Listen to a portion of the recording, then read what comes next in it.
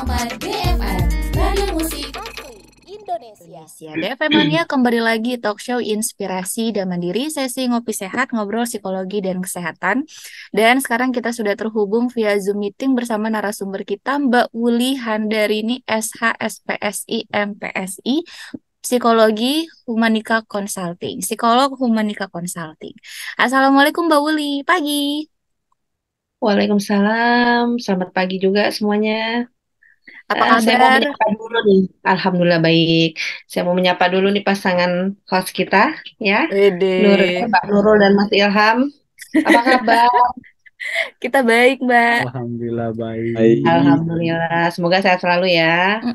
Amin. Dan juga tidak lupa saya ingin menyapa nih para DFM Mania yang setia mendengarkan acara Ngopi Sehat di Radio DFM. Semoga setiap informasi yang kita bagikan bisa memberikan manfaat dan menambah pengetahuan ya. Bener-bener banget nih, Mbak. Oke, Mbak Uli, ini temanya berhubungan sama ibu-ibu ya, Mbak ya. Ibu-ibu Mm-mm. banget lah pokoknya tentang Ibu banget. food cravings atau ngidam sama baby blues syndrome. Mbak, pertama-tama mungkin bisa dijelasin dulu apa sih yang dimaksud dengan food cravings atau ngidam ini? Silakan, Mbak Uli. Oke, mungkin kita sering banget ya dengar di sekitar kita kalau ada kerabat, teman atau keluarga yang sedang mengalami masa kehamilan, sering mungkin misalnya berucap, aku lagi ngidam ini nih, aku lagi kepengen ini nih atau itu gitu ya, sering Heeh. pernah dengar ya. Nah, sebenarnya apa sih yang dimaksud dengan ngidam itu? Kalau kita lihat dari sudut etimologinya itu kan berasal dari kata idam atau ingin. Jadi mengidam itu menginginkan sesuatu. Nah, kalau dari terminologinya sebenarnya ngidam itu adalah satu kondisi yang dialami ibu, calon ibu yang sedang mengalami kehamilan yang mempunyai keinginan kuat untuk sesuatu hal yang wajar ataupun tidak wajar. Jadi itu artinya ngidam. Ya, atau kita sebut dengan food craving karena kebanyakan ngidam itu lebih pada ke sesuatu yang ingin dikonsumsi ya, walaupun juga ada aktivitas lain yang juga ingin dikerjakan selama masa ngidam itu. Mm-mm-mm. Tadi ada yang Hmm. wajar, ada yang tidak wajar. Nah, Mbak, emang kalau Mm-mm. misalkan tidak wajar itu kesannya seperti dibuat-buat apa benar? Apa Kesannya gimana? ya tadi, misalnya sesuatu yang sebenarnya membahayakan si calon ibu sendiri ya, tapi Mm-mm-mm. dianggapnya bahwa itu keinginan si calon bayi berdasarkan mitos. Nanti kalau nggak dipenuhi, bayinya bisa ngences misalnya gitu ya kan. Iya. Padahal itu sebenarnya sesuatu yang nggak perlu atau terlalu dibuat-buat atau terlalu didramatisir gitu loh. Mm-mm-mm. Itu nanti kita akan bisa bahas nanti di belakang ya. Oke. Mhm. Oke, baik Mbak Wuli. Ini terkait dengan baby blues nih ya. Apakah kondisi ngidam itu merupakan masalah psikologis yang dialami pada masa kehamilan nih Mbak? Kalau apa nih ngidam? Iya. Ya, jadi gini sebenarnya kalau setiap wanita yang mengalami masa kehamilan tuh secara nggak langsung akan ada perubahan hormon di tubuhnya ya. Nah, perubahan Oke. hormon ini juga sangat berpengaruh terhadap reseptor lidah.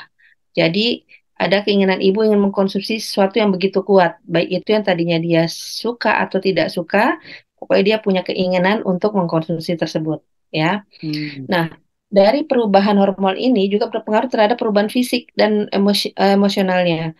Fisiknya itu ya pasti adanya perubahan di bentuk tubuh ya. Kemudian Hmm. si calon ibu ini juga akan mengalami namanya morning sickness, mual atau muntah di triwulan pertama, kemudian triwulan kedua meningkat, nanti turun lagi di triwulan ketiga gitu kan. Nah, untuk masalah emosionalnya, karena tadi dengan kondisi yang berubah itu, si ibu juga bisa nih mengalami yang namanya lebih sensitif ya, mudah lelah, mudah tersinggung, atau lebih manja, dan sebagainya. Hmm. Jadi, kalau mengidam itu sebenarnya memang suatu proses yang terjadi pada setiap wanita yang mengalami masa kehamilan, cuman tampilannya itu pada tiap orang berbeda-beda. Ada yang Hmm. bisa beradaptasi dengan situasi kondisinya tersebut, mungkin dia sudah lebih dulu ya mencari informasi apa yang akan dia alami kalau dia hamil gitu kan. Nah, ada yang juga mendramatisir tadi yang Mbak Nurul bilang tidak Iya. wajar itu. Jadi ingin mencari perhatian lah intinya seperti itu. Oke. Hmm. Lalu nih faktor apa aja nih yang menjadi penyebab munculnya perilaku ngidam dari ibu hamil, Mbak? Oke, beberapa faktor tuh salah satunya adalah pasti perubahan hormon ya. Dengan perubahan Hmm. hormon neuropeptide IY itu, seorang ibu apa memiliki ada satu tambahan di reseptor lidahnya ingin mengkonsumsi sesuatu yang begitu kuat ya. Oke. Kemudian yang kedua ketika hamil itu ada produksi darah yang meningkat dalam tubuh ibu sehingga adanya peningkatan juga di indera perasa dan penciuman. Jadi kalau misalnya mencium bau sesuatu menjadi mual atau Oh. tidak suka seperti itu kan ada ya kita dengar Heeh. ya. Nah, kemudian sebenarnya kalau ngidam itu adalah satu cara alamiah tubuh atau alarm tubuh itu untuk menyatakan bahwa tubuh itu meminta tambahan asupan gizi tertentu. Misalnya gini, ketika Hmm. seorang itu ngidam daging misalnya gitu, berarti itu Hmm. secara nggak langsung tubuhnya membutuhkan tambahan protein. Nah, Hmm. ketika ngidamnya buah, berarti membutuhkan tambahan asupan vitamin.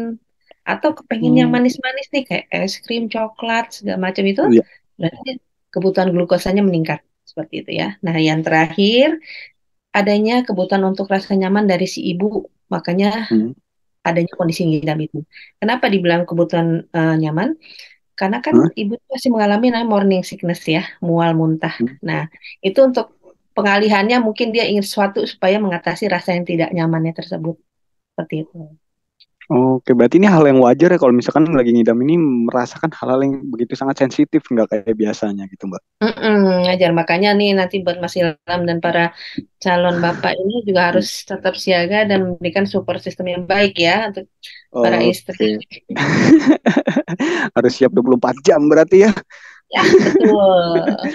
Oke, terima kasih Mbak Wul. Ya, Bukan 24 jam, 25 jam. Wah. tiap hari kali ya kalau bisa. Oke Mbak Uli, tadi menarik banget nih. Ternyata memang ngidam di setiap perempuan itu kan beda-beda ya.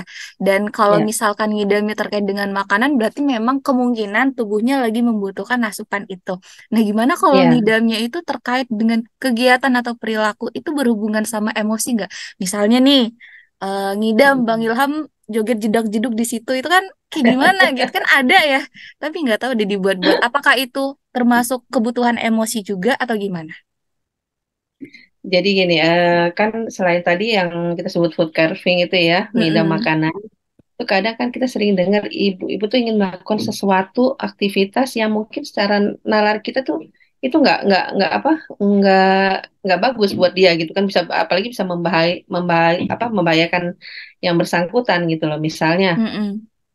eh pengen betulin genteng misalnya gitu ya kan atau pengen foto meluk macan nah kan itu kan aneh gitu kan Mm-mm. ya kan kecuali kalau dia ingin melakukan aktivitas yang bermanfaat buat dia misalnya dia lebih senang rapi lebih senang wangi lebih senang merapikan diri atau berdandan nah itu kan positif buat dia ya ke apa moodnya lebih bagus gitu nah tapi kalau yang tadi hal-hal yang membahayakan itu lebih kepada sebenarnya meminta perhatian dari sekitarnya tuh. Oke, berarti meminta perhatian gitu ya, Mbak ya. Oke, Hmm. Mbak, berarti kalau misalkan eh, perempuan yang hamil tapi nggak ngidam, itu normal nggak? Normal aja. Jadi Normal kan aja ya? tidak 100% wanita itu pasti mengalami ngidam, walaupun tetap ada perubahan hormonnya ya. Tapi sepanjang janinnya berkembang dengan baik itu bisa kita katakan apa katakan normal gitu kan. Bisa jadi si wanita ini memang sudah siap secara mental dan fisiknya untuk menyambut kehamilannya gitu dengan membaca berbagai informasi gitu kan. Jadi dia sudah tahu apa yang akan dialami selama triwulan pertama gitu. Mm-mm. Oke, Mbak, kalau misalkan ngidamnya nggak diturutin, ada nggak sih dampaknya bagi si ibu, baik itu dari sisi kesehatannya atau psikologisnya? Nah, sekarang gini, kalau nggak diturutin, itu kan biasa terkait dengan mitos ya, kalau di kita ya. Iya. Nanti banyak mences, dan sebagainya. Sebenarnya yang lebih nyata itu di ibunya saja yang merasa tuh tidak nyaman gitu kan, karena kecewa mungkin keinginannya nggak dipenuhin gitu kan.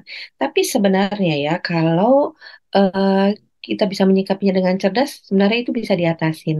Gitu kan. Ya namanya ngidam itu kan kita waktunya nggak bisa tentukan. Kapan mau datang ya tiba-tiba keinginan sesuatu ya. Sebenarnya berlangsungnya juga nggak lama sih antara 10 sampai 15 menit. Misalnya nih, Mbak Nurul jam 2 malam, kok pengen makan pecel gitu kan. Terus kita horor dong, uji nyali dong nyari pecel jam 2 Mm-mm. malam gitu mau kemana gitu kan. Nah kalau kita misalnya memaksa pasangan kita untuk cari yang ada juga kita sebenarnya menyusahkan pasangan ya. Mungkin dia juga sudah lelah bekerja siang hari, tapi kita kita paksa untuk mencari sesuatu yang kayaknya nggak mungkin kalau diketemukan malam itu gitu kan. Nah, kenapa kita juga harus cerdas menyikapi kehamilan kita? Ya tadi kita cari pengalihannya. Misalnya kita bisa mengkonsumsi sesuatu yang bisa mengatasi sementara gitu kan. Nah, untuk para suaminya ini yang masih lama ya, kita juga harus berikan support nih. Jadi, oh ya kita harus ngerti apa yang sedang dirasakan. Mungkin kita ajak dia komunikasi dulu gitu kan. Atau kita berikan minuman hangat, atau kita berikan pijitan yang ringan. Jadi membuat dia lebih nyaman gitu loh. Jadi jangan dimarahin ya kalau misalnya malam-malam dibangunin suruh nyari sesuatu gitu. Oke. Berarti wajib dimanjakan juga ya kalau lagi ngidam gitu. Sebenarnya kalau wajib dimanjakan, bukan dimanjakan, wajib diperhatikan ya. Tapi juga kalau Diperhatiin, iya. sesuatunya melewati Hmm, batas juga kita harus ingatkan gitu loh. Kan kadang ada orang yang hamil itu seperti melakukan pembenaran. Misalnya gini, mm-mm. seorang ibu yang punya riwayat diabetes, tiba-tiba pas Hmm, hamil dia pengen makan yang manis-manis terus gitu kan. Mungkin memang kebutuhan tubuhnya lagi membutuhkan asupan tambahan glukosa. Tapi kan harus kita atur juga mengingat kondisi riwayat penyakitnya. Atau kita bawa ke dokter untuk kita konsultasi. Nah, seperti itu. Jadi memanjakan tapi juga menyayangi dengan memperhatikan gitu. Oke. Lalu nih Mbak nih, jika ibu hamil yang sedang ngidam ini nih, itu apakah harus selalu mengonsumsi vitamin dan mineral di dalam makanan atau minumannya nih Mbak? Biasanya kalau sama dokter pasti ya. Karena kan biasanya kalau Mm-mm. ibu hamil itu ada kekurangan zat besi dan mineral. Hmm. Jadi kan sudah dibagi dua dengan si calon janin. Jadi kenapa ibu hamil itu butuh makanan bergizi, istirahat Hmm. cukup, ya kan, banyak mineral putih dan mineral yang mungkin akan diberikan oleh dokter. Gitu. Oke. Lalu ini pada kondisi Kecuali apa sih berobatnya dan ke bagaimana? dukun ya. Ya, terus ini kondisinya yang bagaimana sih yang diperlakukan ibu ngidam ini yang dikatakan dengan yang sangat berbahaya atau yang sangat random yang tidak realistis itu loh Mbak? Yang Seperti berbahaya. apa sih contohnya? Hmm. Kalau ibu itu misalnya pengen makan sesuatu yang masih wajar kita makan, paling itu Hmm. kita bisa biarkan ya asal tidak berlebihan ya, mungkin untuk kebutuhan asupan Oke. tambahannya aja. Tapi ada juga yang mengalami gangguan pika. Gangguan pika ini adalah dimakan sesuatu yang tidak wajar, misalnya seperti pasir, Ah, wah, rambut. oh Ada iya. loh. Nah, kalau Hmm. saya pernah ketemu dengan ibu hamil yang pada masa ngidamnya itu dia tiap hari itu makan susu bubuk. Susu Susu bubuk bubuk. kan masih termasuk yang tidak berbahaya ya, tapi mungkin harus Iya. dikontrol juga. Karena kan kalau Hmm. berlebihan juga mungkin kurang baik. Nah, kalau ada yang makan rambut, makan pasir, atau hal yang nggak wajar tuh, nah itu perlu dikonsultasikan ke ahlinya seperti itu. Sama yang tadi Oh, itu yang berlebihan kepengen melakukan aktivitas yang membahayakan dia, nah itu juga perlu kita ingatkan seperti itu. oke, berarti harus dibatasi juga ya. Berarti wajib dipantau juga kalau kayak gitu ya Mbak. Iya, kan kadang ada yang memiliki gangguan psikologis mungkin kita nggak tahu ya. Tadi seperti makan-makan hal-hal yang Hmm. nggak wajar, misal binatang-binatang kecil kan juga bisa seperti itu. Karena memang tadi ini sudah memiliki gangguan. Oke, terima kasih Mbak Gitu. Uli. Iya, Oke, sama-sama. nah gitu deh Femania. Jadi memang ngidam itu adalah sesuatu yang wajar, tapi ketika sudah mengarah ke yang tidak wajar atau bahkan berbahaya, harus bijak menyikapinya ya Mbak ya. Ya, selain Oke, dari ibunya juga sekitarnya gitu ya. benar banget. Oke, Mbak Wuli. Sesuai dengan tema kita, kalau tadi di segmen satu kita udah bahas tentang ngidam di masa kehamilan. Heeh. Nah, sekarang kita mau bahas pasca melahirkan itu ada istilahnya baby blues. Nah, apa sih Mbak yang dimaksud dengan baby blues ini? Silakan Mbak. Oke, kita tahu ya ada yang namanya baby blue syndrome, ada juga Mm-mm. yang namanya postpartum depression ya. Tapi yang kita mau bahas nih baby blue syndrome ya. Jadi baby blue syndrome itu adalah satu kondisi kemurungan atau kesedihan yang dialami para ibu setelah dia melahirkan, yang biasanya itu muncul setelah beberapa hari dia melahirkan dan itu bisa berlangsung paling lama 1 atau 2 bulan. Seperti Oke. itu. Jadi sebenarnya blues ya sih kesedihan ya Mbak ya. Dan Mm-mm. Tapi apa Mbak yang menyebabkan hal itu terjadi? Bukankah kan kalau yang kita tahu udah melahirkan, udah tenang, kayak bahagia harusnya gitu. Tapi bahagia ya. kenapa ada kesedihan gitu? Oke, jadi itu ada penyebabnya secara internal dan eksternal, ya. Kalau Mm-mm. faktor internalnya itu tadi karena memang adanya perubahan hormon di ibu ya dari masa kehamilan sampai melahirkan, yang kalau melahirkan itu untuk memproduksi air susunya ya. Nah, kemudian ada juga yang mempengaruhi adalah kondisi psikologis ibu. Jadi ibu juga harus mengenali dirinya sendiri apakah memiliki satu kondisi psikologis yang mudah terpicu untuk mengalami tekanan atau dia pernah punya trauma. Jadi itu harus dikonsultasikan dengan ahlinya ketika dia hamil dan melahirkan, ya. Mm-mm. Kemudian satu lagi adalah kelelahan ibu. Jadi kan ibu ini menghadapi satu ritme pola yang baru ya, di mana dia harus melakukan manajemen waktu, yang tadinya mungkin dia malam bisa tidur pulas, tapi malam kan harus bangun, menyusui, dan mengurus sendiri, akhirnya ada kelelahan yang tidak teratasi. Itu bisa mengarah kepada baby blues ya. Kemudian juga karena adanya merasa dia punya peran dan tanggung jawab baru sebagai ibu. Jadi dia kepengen mungkin secara idealnya mengurusi sendiri apa dia dari A sampai Z-nya karena dia khawatir terjadi sesuatu dengan anaknya. Takut sakit, takut segala sesuatu yang pokoknya tidak nyaman untuk anaknya ya. Dan kemudian yang terakhir adalah rasa tidak percaya diri. Rasa tidak percaya diri untuk menjalankan peran baru ini. Jadi dia memang harus masih mendapat masukan atau dukungan dari orang sekitar, mungkin orang tua gitu ya.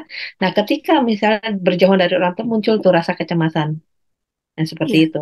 Padahal sebenarnya sekarang kan zaman sudah canggih nih. Kita calon ibu bisa belajar dong dari internet ya. Apa sih yang bisa kita lakukan atau yang akan kita rasakan ketika dari hamil sampai melahirkan. Seperti itu. oke. Hmm. Oke, baik Mbak Wuli. Tadi kan terkait dengan faktor dan penyebab baby blues tersendiri itu.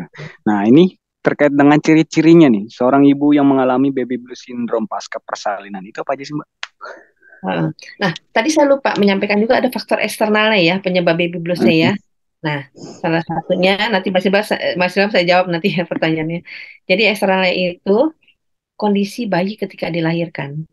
Misalnya bayi itu membutuhkan perawatan khusus dengan Mm-mm. sakit misalnya ya. Terus kedua adalah kondisi mental suami. Nih Mas Ilham dengerin ya. Jadi kalau suami itu tugasnya tidak hanya urusan finansial aja, tapi juga harus mempersiapkan secara mental dan fisik untuk kesiapan memiliki anak karena dia adalah support system terdekat untuk si ibu gitu ya. Kemudian Oh, ketiga adalah proses melahirkannya. Proses melahirkan ini mungkin mm-mm. ada terjadi kesulitan ya, mungkin ada harus proses yang membuat jadi si ibu ini trauma, ya kan? Bisa jadi itu menyebabkan baby blues-nya. Seperti misalnya gini, kalau wanita melahirkan dengan sesar, mungkin kan pemulihannya agak lebih lama, ya. Pemulihan Mm-mm. lebih lama, tapi dia harus punya kewajiban udah ngurusi bayinya. Nah, seperti itu. Jadi dia masih merasakan nyeri, tapi dia sudah harus bertanggung jawab untuk bayinya. Oke, tadi Mas Ilham pertanyaan apa ya? Saya jadi lupa. Dengan ciri-cirinya Oh, Mbak, ciri-cirinya baby iya, blues. ciri-ciri baby blues Oke. syndrome pasca Baby blues persalinan. syndrome itu kan tadi kata Mbak Nurul terkait dengan blue ya, sedih ya. Jadi sering merasa sedih tanpa sebab.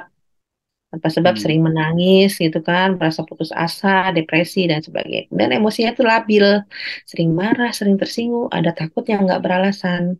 Kemudian sering merasa lelah yang berlebihan, susah tidur, sakit kepala, kemudian munculnya cemas juga ada, dan rasa tidak percaya Hmm. diri. Itu ciri-ciri seorang ibu yang baby blues. Oke.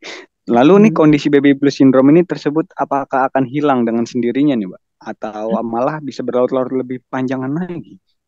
Sebenarnya itu proses normal ya di setiap ibu yang habis melahirkan. Nanti dengan dia sudah Oke. bisa beradaptasi dengan ritmenya yang baru ya, dengan manajemen waktu yang sudah pas, itu bisa akan Hmm. berangsur hilang, ditambah juga dengan apa dukungan dari lingkungan sosial sekitarnya ya, keluarga, suami, teman dan sebagainya. Tapi ada juga nih yang eh, bisa berlangsung apa lama, yang tadi kita Hmm. sebut dengan postpartum depression. Jadi kalau postpartum Oh, depression ini munculnya 1 bulan setelah melahirkan dan bisa berlangsung sampai setahun. Nah, wow. bedanya apa sih nih antara baby blues Iya, dengan postpartum depression gitu ya? iya. Kalau baby blues itu lebih kepada penyebabnya faktor fisiologisnya dalam ibu dan intensitasnya itu diperkuat dengan faktor-faktor psikologis. Sementara Hmm. kalau postpartum depression ini lebih kepada faktor psikososial. Jadi si ibu itu ketika hamil sampai melahirkan memiliki tekanan masalah yang terlalu berat, stres yang terlalu Hmm. berat, dan tidak terselesaikan, akhirnya menyebabkan dia juga tidak memiliki minat atau tidak memiliki kemampuan untuk mengurusi bayinya. Bahkan ada juga yang ingin menyakiti atau menghabisi nyawa bayinya, itu ada. Seperti Hmm. itu ya. Jadi perlu diwaspadai juga dari lingkungan terdekatnya. Oke, thank you. Makasih Mbak Wuli. Nah, sama-sama. Oke, Mbak, aku juga pernah sih baca beberapa kasus baby blues. Memang itu aku mulai Mm-mm. concern baca itu beberapa tahun ke belakang sih tentang baby blues dan sebenarnya baru Mm-mm. tahu juga soal istilah itu. Nah, waktu itu aku pernah baca nih ada seorang ibu yang baby blues. Dia terkena baby blues syndrome, terus dia marah-marah sama anaknya sampai banting-banting barang itu saking dia depresinya mungkin karena masalah keluarga juga. Nah, Mm-mm. pertanyaan aku adalah gimana caranya kita mengatasi kalau misalkan itu kejadian sama kita gitu. Apa langkah pertama Mm-mm. yang harus kita ambil ketika kita sudah mengalami baby blues syndrome ini? Kan kita nggak mau ya Mbak membahayakan Mm-mm. anak sendiri, tapi kan yang namanya Iya. baby baby blues syndrome kita nggak tahu kalau di luar kesadaran kita atau di luar keinginan Iya. kita hal itu bisa kejadian. Itu gimana Mbak? Jadi pertama ya, sebelum kita mengatasi diri sendiri, kita selama masa kehamilan dan persiapan melahirkan itu, kita mencari informasi dulu nih, ya kan? Menambah wawasan kita tentang apa saja yang terkait dengan kehamilan, dengan pasca bersalin yang akan bisa dialami oleh si calon ibu ini. Satu itu ya. Mhm. Kemudian ketika kita memang mengalami, satu nih langkah yang harus kita lakukan, kita jangan memaksakan diri untuk menghandle semuanya. Satu Iya. ya, kita harus minta bantuan kepada mungkin suami, mungkin keluarga, orang tua, jika memang kita sudah tidak sanggup menghandlenya sendiri. Kemudian kita juga butuh istirahat yang cukup, jadi harus diatur waktunya nih. Misalnya gini, kita pasti mungkin malam kurang tidur karena bayi bolak-balik bangun, yang pipis, yang menyusui, dan sebagainya. Nah, ketika menjelang pagi, nggak ada salahnya ibu itu lebih dulu membersihkan diri, mandi, rapi, sarapan. Ya, kemudian begitu selesai itu, baru membereskan bayinya. Ketika bayinya udah selesai mandi, menyusui, tidur, si ibunya juga ikut istirahat. Jadi jangan mainan HP. Jadi Mhm. dibayar tadi kekurangan tidurnya malamnya gitu ya. Nah, dan jangan lupa juga konsumsi makanan bergizi, banyak minum air putih, dan juga boleh relaksasi atau ngobrol dengan siapapun yang punya pengalaman ya terkait dengan Biblos, bisa untuk sharing seperti itu. Oke, Mbak Uli itu kalau misalkan dari diri sendiri atau internalnya, ini juga Hmm. ada satu kasus atau kisah yang aku pernah baca di salah satu aplikasi di sosial media. Hmm. Ini pelajaran juga banget sih buat aku. Jadi waktu itu aku baca ada kasus baby blues. Jadi sebenarnya si ibu Hmm. ini sedih karena ketika dia melahirkan, orang-orang itu keluarganya atau teman-temannya hanya perhatian sama bayinya, nggak perhatian sama Hmm. ibunya. Kadang kan kita kalau misalkan Hmm. mau kasih hadiah sama orang yang lahiran, biasanya kita kasih perlengkapan bayi. Terus kita lupa bahwa si ibunya itu udah berjuang melahirkan. Sebenarnya secara psikologis si ibunya ini merasa kayak wah nggak ada perhatian nih sama saya sama anak saya semuanya kayak gitu. Nah yang mau aku tanya dari faktor eksternalnya kita sebagai keluarga apa sih yang bisa kita lakukan untuk mensupport seseorang yang sedang mengalami baby blues gitu. Nah, itu tadi ya. Lagi-lagi buat Mas Ilham ya, nanti buat calon bapak nih, gitu. Ketika istri kita melahirkan, kita juga tetap concern ya, apa kita observasi. Sekiranya kelihatan nih istri kok mulai ada kegelisahan atau mulai mudah tersinggung ya dengan emosi labil. Nah, suami itu harus melakukan pendekatan seperti itu. Perhatian itu tidak harus yang berlebihan. Yang penting kan pokoknya diajak komunikasi, diberikan perhatian dengan tadi yang pijitan ringan atau berikan buatkan minuman hangat, itu kan juga sudah memberikan apa ya, sedikit atensi gitu kan atas perjuangan dia melahirkan. Nah, sebenarnya juga kalau melahirkan itu kan proses yang normal di setiap wanita ya, itu adalah nilai nilai lebih seorang wanita. Nah, kita juga para wanita ini harus lebih cerdas dan dewasa serta matang gitu. Artinya dengan kita sudah memasuki kehidupan pernikahan, kita harus juga udah siap dengan namanya kehamilan, punya anak dan sebagainya. Makanya yang disiapkan itu bukan hanya finansial, tapi mental dan psikologis kita gitu kan. Jadi bukan hanya ibunya, suaminya juga. Mungkin keluarganya juga perlu nih ya memberikan atensi bagaimana saling keterkaitan seperti itu. Nah, ibu dan bayi juga ada keterkaitan nih namanya dengan bonding attachment ya, yaitu apa ikatan emosional intens antara ibu dan bayi. Kalau ibunya mengalami baby blues, otomatis bayinya juga ikut merasakan, gitu kan? Artinya juga menjadi gelisah, rewel dan sebagainya. Dan salah satunya adalah bisa menghambat produksi air susu. Hmm. Jadi kenapa ibu tuh harus rileks, ibu tuh harus bahagia. Sebenarnya memang ini kan peristiwa bahagia, cuman tadi karena adanya perubahan pola hidup, ritme waktu dan sebagainya menyebabkan ibu tuh kaget gitu loh. Kalau sebenarnya seorang wanita yang melahirkan itu kan sebenarnya satu prosesnya alami ya. Seharusnya membuat kita tuh bahagia karena kita wanita punya nilai lebih ya, yang bisa kita lakukan sebagai seorang perempuan. Nah, tadi masalah perhatian itu ya tadi tugas para apa suami keluarga untuk juga melakukan apa pengamatan kalau misalnya memang si ibu ini mengalami emosi yang labil, mudah marah, mudah sedih dan sebagainya itu kita juga berikan perhatian ya. Perhatian itu tidak harus berlebihan tapi cukup diajak komunikasi, diberikan pijatan ringan atau apa diajak ngobrol ya seperti itu. Nah, sebenarnya seorang calon ibu tuh juga harus sudah matang, dewasa gitu dengan memasuki dunia pernikahan, siap dengan kehamilan, siap dengan memiliki anak, sudah mempersiapkan diri secara mental dan psikologis, apa secara fisik dan psikologis ya. Jadi hal gitu seharusnya bisa dihindarin gitu. Tapi namanya karena ada perubahan pola pola hidup, ritme waktu dan sebagainya, mungkin kaget ya. Jadi kita perlu adaptasi. Nah, itulah butuh kerjasama antara pasangan dan istri atau juga dengan keluarganya seperti itu. Oke, baik Mbak Wuli. Ini juga ada penanya juga dari via WhatsApp nih ya, dari Mama Dea. Dari Mama Manda. Dari Mama Manda ini, selamat pagi Ibu. Saya mau nanya nih, kalau seorang ibu hamil tidak doyan makanan, itu saat hamil itu kira-kira kenapa? Misalnya nih, sebelum hamil kan doyan nih telur dadar. Nah, pas hamil sama sekali nggak doyan telur. Ada orang lagi goreng telur, kepalanya tuh langsung kelayangan. Tapi setelah melahirkan, seorang ibu hamil tersebut doyan lagi makanan itu. Itu kira-kira kenapa ya? Terima kasih, Mbak. Nah, iya. Iya, tadi karena kan ada perubahan hormon yang sangat berpengaruh terhadap reseptor lidah. Satu lagi, adanya peningkatan produksi darah dalam tubuh yang sangat berpengaruh pada indera perasa, termasuk penciuman. Jadi, Hmm. bisa aja yang tadi itu makanan kita suka, tiba-tiba pas lagi hamil, nyium baunya aja mual Iya. gitu, mau muntah ya. Tapi nanti udah selesai melahirkan, bisa suka lagi. Nah, itulah uniknya ya, tubuh perempuan gitu loh. Ketika ngidam tuh ajaib. Jadi, yang tadi tidak suka, jadi suka, yang tadinya apa dia yang nggak ada gitu dicari-cari gitu kan. Nah itulah uniknya ibu hamil. Tapi itu normal kok. Banyak yang kejadian kayak gitu. Oh, itu Cuma hal yang normal berarti. eh, kadang ada yang lucu misalnya bau parfum suaminya juga mual. Seperti itu.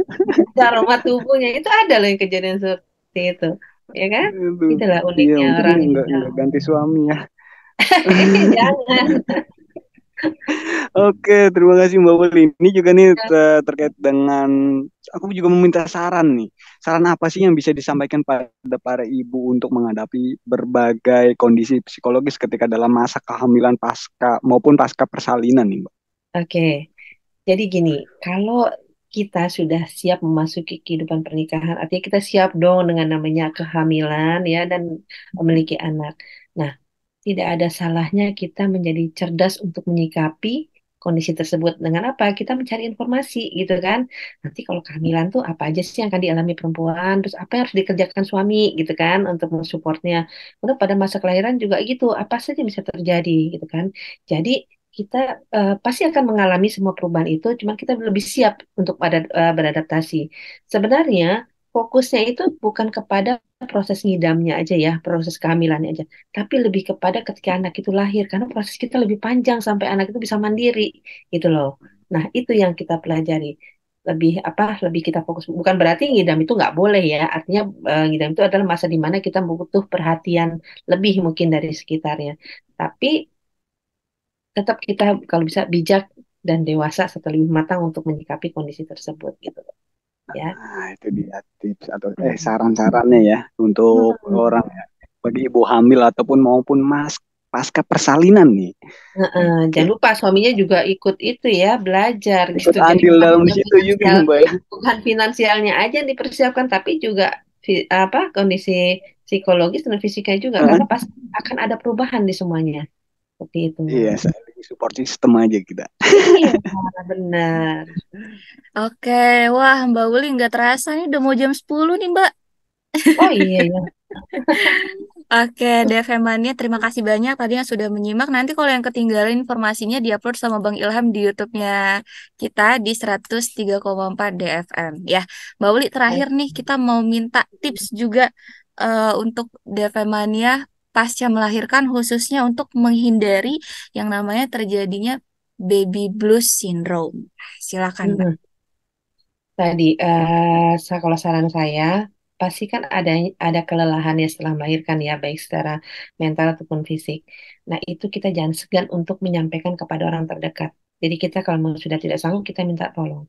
Dan pelajari diri sendiri. Pelajari diri sendiri artinya kita punya nggak faktor-faktor psikologis yang sekiranya bisa terpicu dengan kondisi kelahiran itu. Misalnya pernah punya trauma dan sebagainya ya.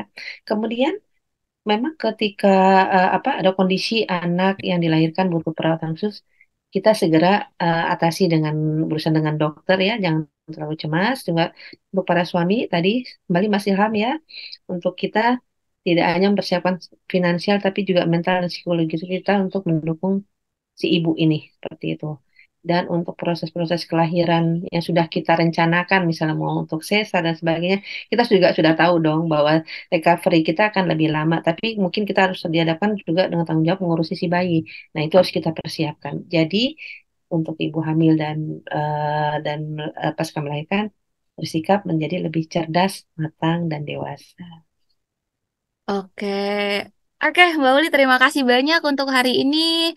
Terima kasih untuk Mbak Uli, psikolog Humanika Consulting, juga untuk Humanika Institute, dan Femania semuanya terima kasih banyak. Pokoknya nanti semua videonya full kita post di YouTube ya, Mbak Uli ya. Ya, terima kasih banyak. Oke, DFM Mania, akhirnya kita juga yang bertugas pamit. Wassalamualaikum warahmatullahi wabarakatuh.